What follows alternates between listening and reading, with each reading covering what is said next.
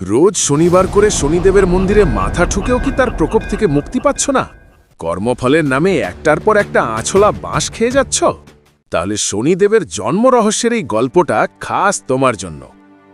ঘটনাটা শুরু হচ্ছে সূর্যদেবের স্ত্রী সঞ্জনার থেকে, যিনি সূর্যদেবের প্রখর তেজ সহ্য করতে না পারায় নিজের বদলে নিজের ছায়াকে সূর্যদেবের কাছে পাঠিয়ে দেন, এবং এই ছায়া আর সূর্যদেবের মিলনে কালো বর্ণের শনিদেবের জন্ম হয়।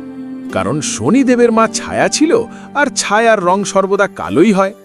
কিন্তু সূর্যদেব যখন ছায়ার আসল পরিচয় জানতে পারেন, তখন তিনি শনিকে নিজের পুত্র মানতে অস্বীকার করেন। কারণ আমাদের শাস্ত্রে সূর্যকে আত্মার প্রতীক বলা হয়েছে, আর আমরা সবাই জানি যে ছায়ার সৃষ্টি হয় ভৌতিক শরীর থেকে। ছায়ার নিজস্ব কোনো সত্তা বা অস্তিত্ব নেই। তাই আত্মার প্রতীক সূর্যদেবের কোনো ছায়ারূপী পত্নী বা ছায়া থেকে পুত্র হতেই পারে না, কারণ আত্মার কোনো ভৌতিক শরীরই হয় না, আর ভৌতিক শরীর ছাড়া ছায়াও সৃষ্টি হতে পারে না।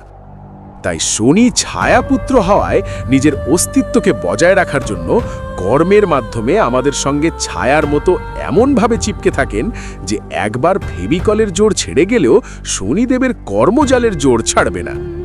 তাই যতক্ষণ পর্যন্ত ভৌতিকতার বাইরে গিয়ে জানতে পারছো না নিজের আসল সত্যি, মনে রাখবে ততক্ষণ পর্যন্ত পাবে না ছায়ারূপী শনিদেবের হাত থেকে মুক্তি।